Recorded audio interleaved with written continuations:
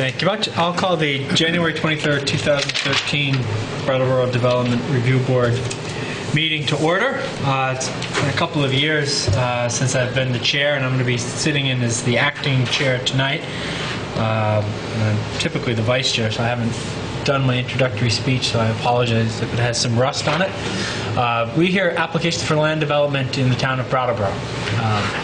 Tonight we only have two matters, so probably be an abbreviated hearing. And we operate on the record. So we take a pretty careful record of all of the proceedings and all of the evidence provided to the board. And we deliberate and then issue a decision based on that information and that record. That requires that if people want to participate in the hearing before the DRB, we require that you take an oath or swear an affirmation, and we'll do that in a little bit. It also requires if you want to appeal any decision before the of the Development Review Board to the Environmental Court, that you need to participate in these hearings and provide evidence to the board. If there is an appeal of our decision to the Environmental Court, the Environmental Court doesn't hold another hearing. It does do that for municipalities that do not operate on the record. The Environmental Court will just start afresh and hold a hearing and make its determination. But those communities like Brattleboro that operate on the record, the Environmental Court gives deference to our decision and make sure we didn't make an error of law or find an unsupported fact.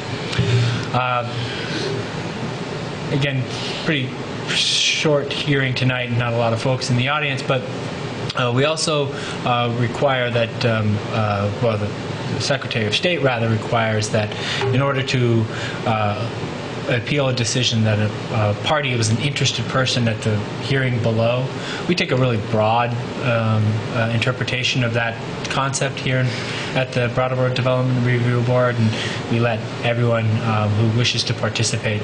But if there ever is an appeal of our decision, it's not necessarily true that the Environmental Court will take that same broad view, and even though some folks may be allowed to participate at the DRB level, they may not be allowed to participate at the appellate level.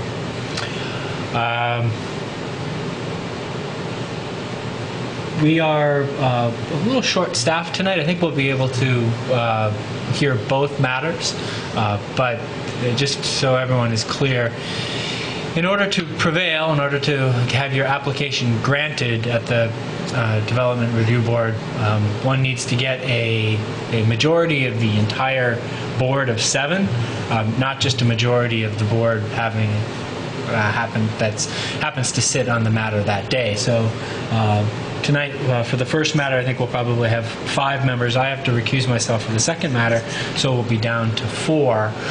So those applicants, just putting you on notice that in order to prevail, you need to get either 4 of the 5 for the first matter or all 4 of the 4 for the second matter. What we've done in the past is offered the applicants the ability to continue to a time that we have 7 members, if you wish, and that's probably at next month's meeting. But the cagier applicants in the audience will start the hearing, see how it's going.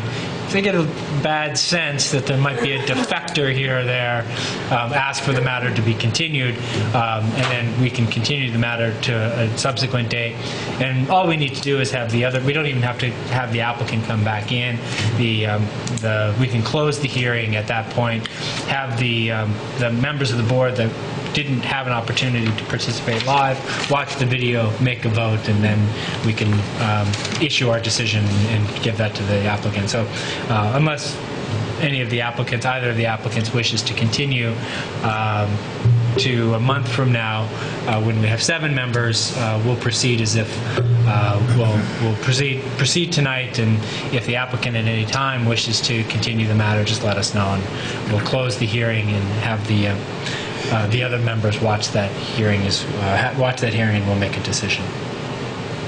I'm going to skip any sort of administrative stuff and just kick that can down the road for Tim. At the next meeting, But I will ask that any parties who wish to provide evidence to the board, applicants, members of the public, if you could stand and take the following oath. Do you hereby affirm that the evidence you shall give in the cause under consideration shall be the whole truth and nothing but the truth, under the pains and penalties of perjury? I do. Wonderful. Brian, has tonight's meeting been properly warned? Yes, the meeting has been properly warned. Thank you very much. And we should have a disclosure of conflicts of interest in ex parte communication.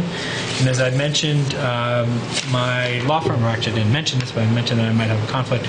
My law firm has represented the applicant in the second matter, and I'll be withdrawing from that matter and asking James to chair the matter. That will leave 4 voting members, and unless there's an objection, we'll move forward with that matter tonight. I also have a personal relationship with the applicants and application, first application.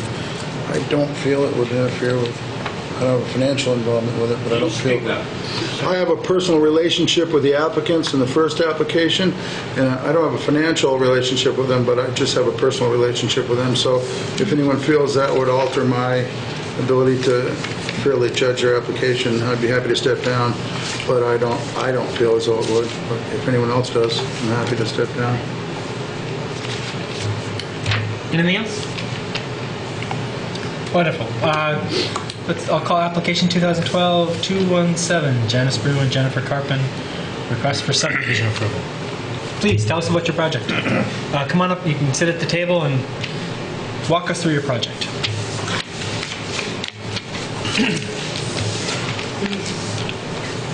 And you should probably just introduce yourselves for the record. I'm Janice Brew. I'm Jennifer Carpin. We're sisters.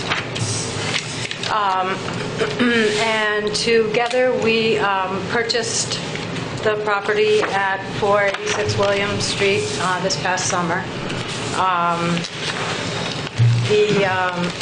My sister and her husband, Vincent Chaffee, who's here, and his son live in the house on the property. And it is my hope that, our hope, I should say, that we would be able to subdivide so that I could become their neighbor. And do you want to add anything?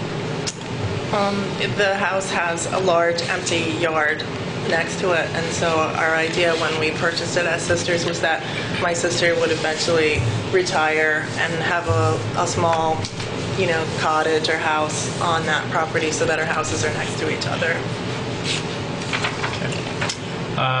And the lot is currently about 0.6 acres or so, 0.58 acres. And looks like lot 2, the new subdivided lot will be about 0.22 acres. Brian, is that a Yes. conforming lot in the district in size? And I see on the subdivision plan what looks like effectively the building envelope with the setback. And do you intend to build any improvements in that building envelope so that you wouldn't need a waiver of the dimensional requirements for the setback? We were planning to request a waiver for the what is currently on the drawing, a 25-foot setback at Larkin Street, and we were requesting that it be a 10-foot, since the 25-foot is in the front on Williams. Yeah. So what's the dimensional requirements in this? 25 in the front yard setback? It's 25 in the front yard, which is defined as 6 feet. Yeah. Okay. And so they would end up having effectively 2 front yards because it's a triangular lot. Okay. Is that dimensional request for dimensional waiver? Is that included in this application? It's not, but I spoke to Mr. Bannon about it when I came in. Okay. I was under the impression it would be discussed. Yeah, we might not be able to get to that tonight because it hasn't been warned. A dimensional waiver is a separate task. We might. We'll see what the board wants to do. Although you wouldn't necessarily need that waiver tonight anyway, because to create the lot, you wouldn't need to get through. You wouldn't have to. You can create the lot without dimensional waiver.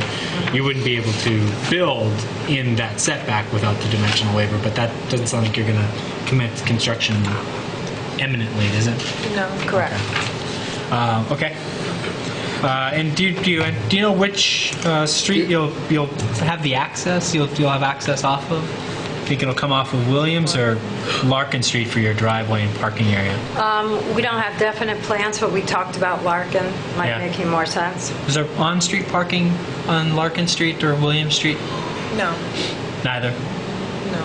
They're both pretty small, quiet, narrow residential streets. Okay.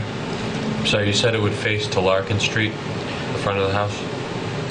The front of the house would face Williams, most likely, with a driveway for parking at the back. Okay. Is that right?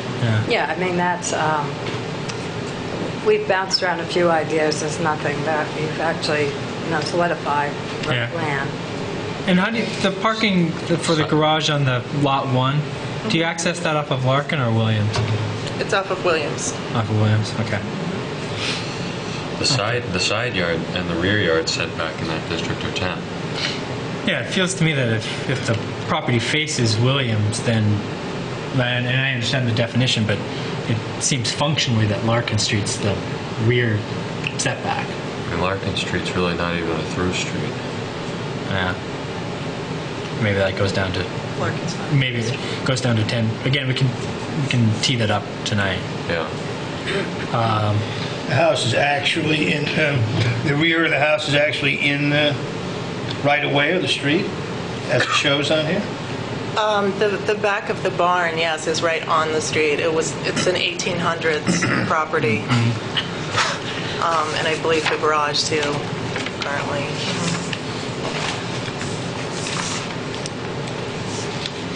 Any other members of the board have questions regarding the application?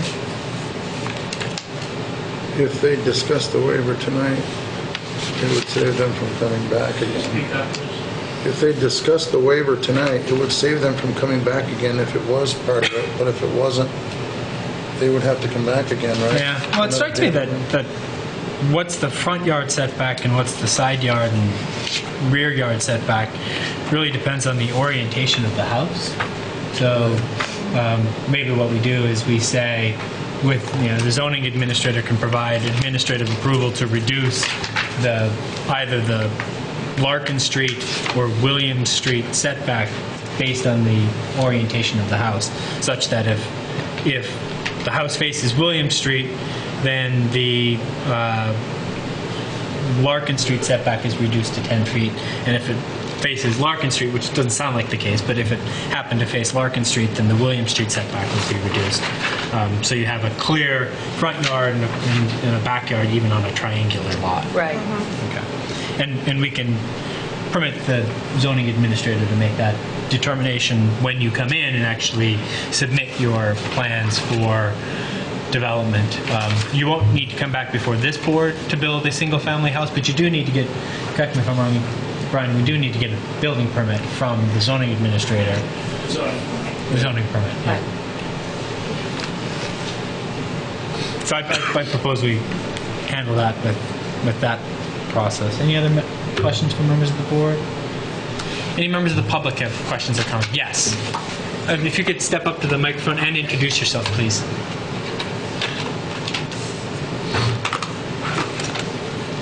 My name is Ken Roswell, 516 William Street. People live at the intersection of Williams and Larkin. Is that the northern or southern intersection? I'm sorry, northern. Northern, okay. Thank you. We just were made aware of this situation when we received your letter. I can say that we're not exactly enthused about the subdivision. A couple of reasons. One is well, there isn't much of a view to begin with, but whatever little we have is deteriorated. If you put another house there, especially if it's a two-story, I don't know what we're constructing, number one. And number two, on Larkin Street, there is, I don't know, my terms, a green belt, or let's just say naturally occurring brush, trees, what have you. And it affords us privacy for our house. And I'm sure that if the applicant thought about it, it would afford them privacy as well. And we certainly hate to see that go away. We have a property similar to yours, and that is long, and we don't have a backyard like you. I got about 4 feet, and I'm down about 50, 60 feet into the Whetstone Brook. So anyway, if we're sitting outside and we want some privacy, it's usually at the southern end of the property, which is closer to yours. And so that green belt, so to speak, is convenient to us, and I know it would be convenient too. Now, with respect to parking on Williams and Larkin, take Williams Street first, it's easy. It'd be difficult if you did park, but they do park there. I mean, all you have to do is go there July 4th when the fireworks are in full effect, and just park it all up and down the street.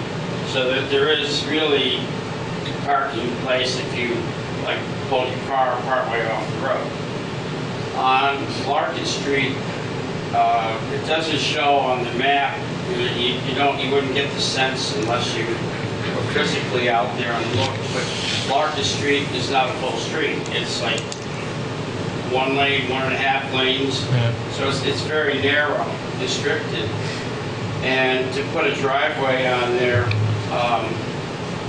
would cause some difficulty for the residents on that road. And besides which, putting one there, you'd have a line of sight problem with people coming around the back end of their barns, or curve there. And some people drive faster than they should. It could cause a problem for these people if they were to access in and out that way. They would be better off, and we would request that they go to Williams Street. We were told by Brian that it's pretty much cut and dried that you would probably approve it because they meet all the other criteria, and it is what it is. But on the other hand, I would like to pursue this issue a little bit further about the waiver to zoning that you just mentioned here a few minutes ago.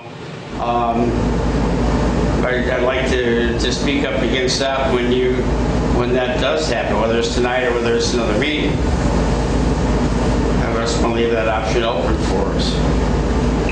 Yeah, we probably should address that item tonight because effectively we will, if we approve that reduction in the rear yard setback or side yard setback, we will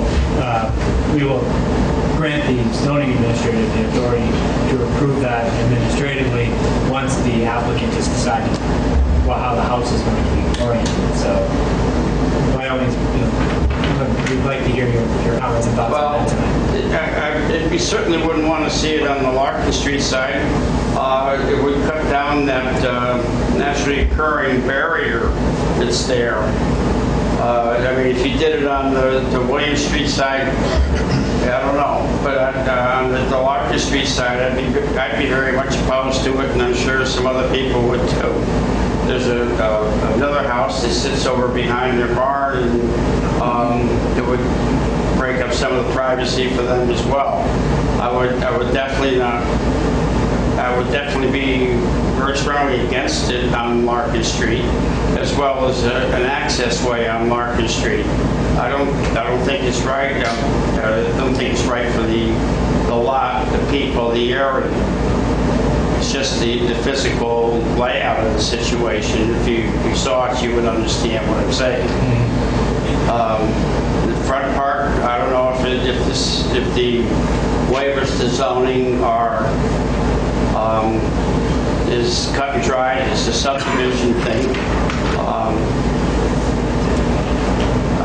If you have no recourse to think about it, not being granted, but you know, if you build close to either road, it's going to cause a line of sight problem for traffic going up and down. And William Street is a relatively heavily traveled street. It hasn't been for the last couple of years because of the bridge, but you know, once they open it up, there we go again. And the plan is to reopen that road, William Street, underneath the bridge. Yeah. Yeah, there, soon, yeah. Yeah. Thank you. I want to ask him. Can I ask you a couple questions? Just to clarify, because I can't tell from this drawing here where you said you're at 516. That's on the. Yeah, could you? That'd be great. Is that right in here? See where that triangle is? Is that right in here, the upper part? Like this is up here by the right here. And that's a couple units, right? It's more than one unit? It's a one-family house. Oh, okay. And you have a William Street address, even though you're a That's what we Larkin were Street. with. Okay. Where does your driveway set in there? Is it out on Williams or is it kind of into Larkin? I got both. I've got one right here in the front of the house, and then we have a parking area that's down. I'm guessing about in this area here, where it's a lower parking area, which we use primarily, so we keep the front of the house clear. Right. That makes sense. Yeah. And so you think that they should not be able to have access this way and also not be able to have the reduction in that setback on that side? I would not be for it. Because you want to maintain the screening is what you're... I would like to maintain the screening, and once they get situated there, I'm sure they'll appreciate it also. Oh, I wouldn't want to speak for them, but I imagine they'd want the screening as much as you would, so... But I just didn't know if those two items could be, and for lack of a better word, because I don't know the terms here, if they could be a stipulation to the approval process. May I say something? Oh, I would sure, just like please. to respond, sir, to... I apologize, I got hearing aids. Sure.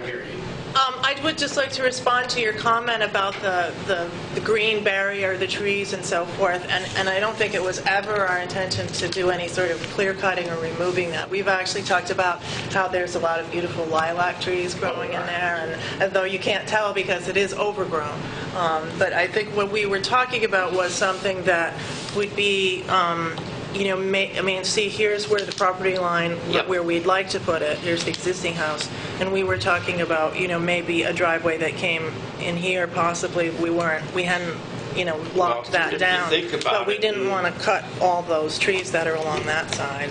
If you put a driveway there, this road bends around, and your line of sight looking down this way, when you pull out of the driveway, is not going to be sufficient for you to pull out safely. That's a good point.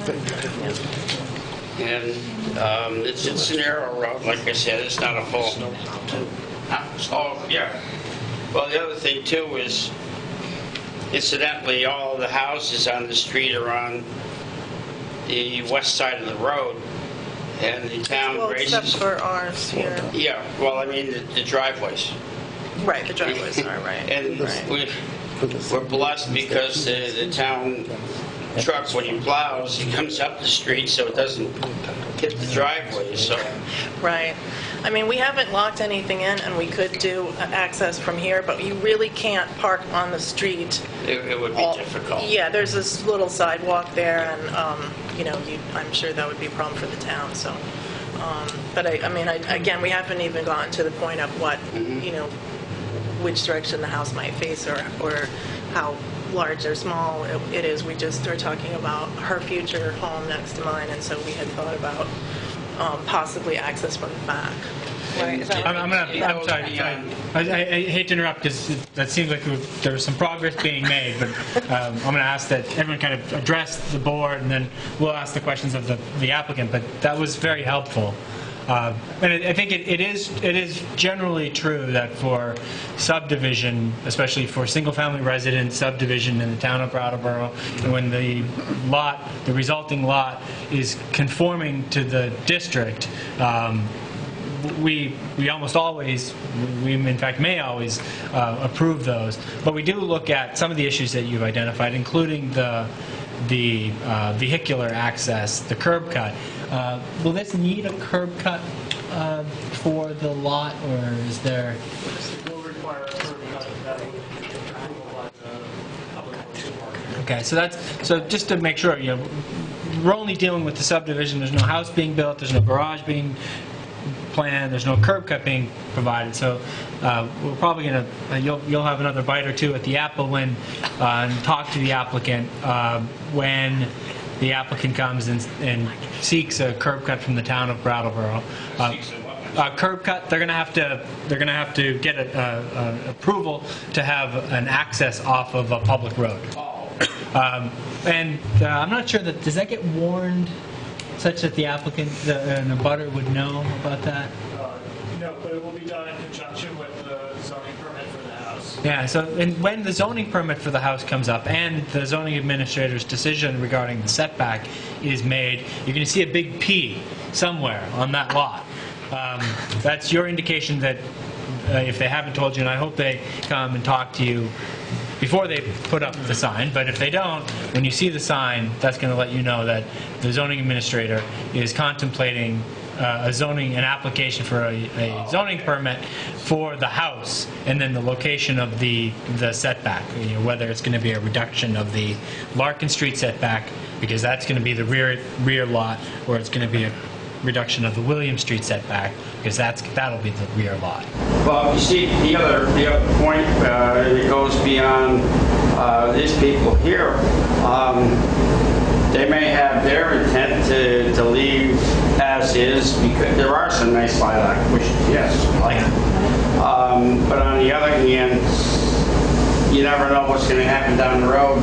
And just to say hypothetically, which you're probably not planning on, but strange things happen. What happens if you sell the house and somebody else comes in?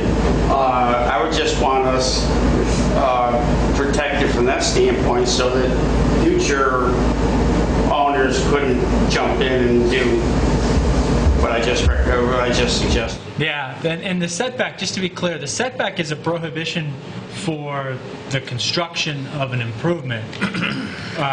In Brattleboro, we have practically no restrictions on what one does other than build in that 25 feet or 10-foot setback.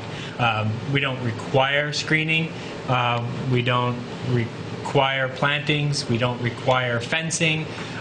So the 25-foot setback and the 10-foot setback, that's really about making sure that we're not crowding the street with an improvement. It's not about maintaining a buffer.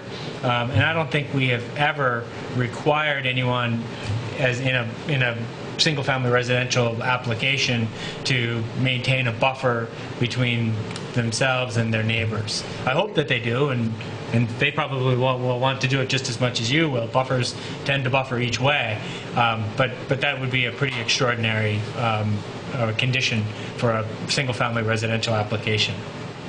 If we do give this power to the zoning administrator, is there a right of appeal from someone who would disagree with that? Yeah. Once the P goes up. Yeah, once the application is, you could appeal this decision tonight if you want, or you could wait and see what the plans were and make a decision about appealing the decision then, including the designation of the 25 versus the 10-foot setback.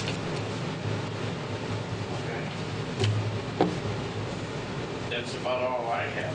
Well, thank you very much. I just want, oh, I'm sorry. Sure, go ahead. I just wanted to weigh in on this setback issue.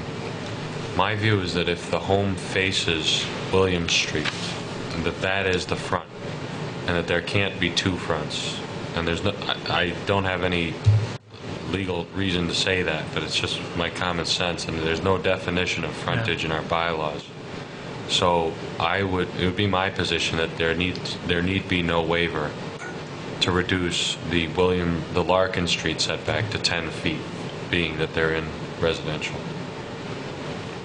Yeah. And I think that's right. concur with you. Unless Unless they face the unless other they way. face Larkin Street. If they face Larkin Street, then I think you definitely need a waiver.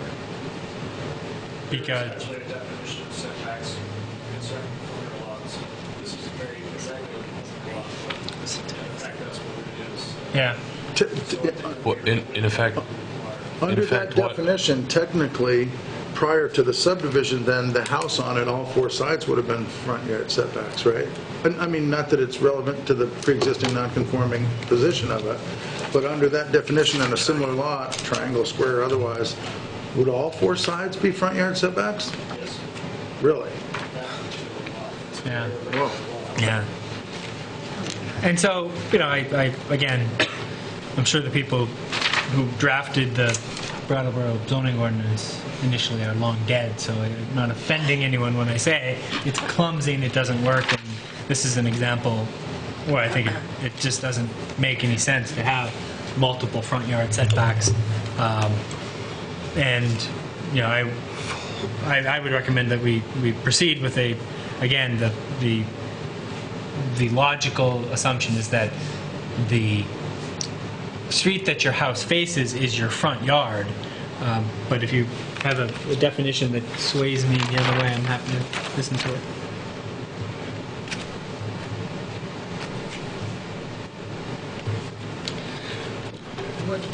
not the most concise definition I've ever seen. Yes. My concern is not with the subdivision, but this waiver, and where, if I'm following this, we are passing that decision on to the zoning administrator. Yeah, I think we would be granting the waiver, but we just don't know on what Yeah. side. Which I haven't got a problem with, but except if the request is for the waiver on the Larkin side, Yeah. I would want to feel assured that the neighbors, because that's a very narrow street. It's most of the structures are pretty densely packed in there. And is there a way to condition this so that the zoning administrator may make the decision, but would still notify the neighbors? That idea of the red P, I'm familiar with that sign, but that could be on the William Street sign under a porch, and easy to miss. Is there the abutter, and I've forgotten your name, sir. Sorry. Is received also, in addition to the P in the yard, received a letter of notice. And would applicants who are requesting zoning permits for the constructions of a single-family house have to give notice to abutters? No, but we could include that as a condition that any administrative approval would require written Okay. notice to the abutters. You want to do that? Well, that satisfies the concerns of the neighbors. We're going to give you some extra notice here. Not just the P in the yard. We're also going to make sure you get a letter. There you go. Can I just clarify, having reviewed the definition of yard front, which I was looking for front, not yard, I think I was wrong. Because it says any corner lot, any yard abutting a street line shall be considered a front yard. Yeah. And And it uses corner lot. I think it means to say it's a perpendicular corner, but Yeah. certainly more sense for me. Makes sense. This is a very So now that we've beaten this horse to death, any other questions from the members of the board? I like Spoon's idea because it's awful hard to sit here and say what if, you know. And I think once they come up with a definitive plan, it'll be much clearer how it goes. And at that point, you would have your decision as to whether you wanted to appeal it or not. So, just to make sure, looking for a motion to approve application number 2012-217 with the additional condition that the applicant shall notify abutters when they apply for the initial building permit for the construction of improvements on the property, in addition to the manner indicated in the zoning ordinance, also by letter as described in the zoning ordinance for other land development in the town of Brattleboro. And that furthermore, we grant to the zoning administrator the administrative approval to determine whether to reduce the rear yard setback, or the front yard setback, for either William Street or Larkin Street, depending on the orientation of the proposal.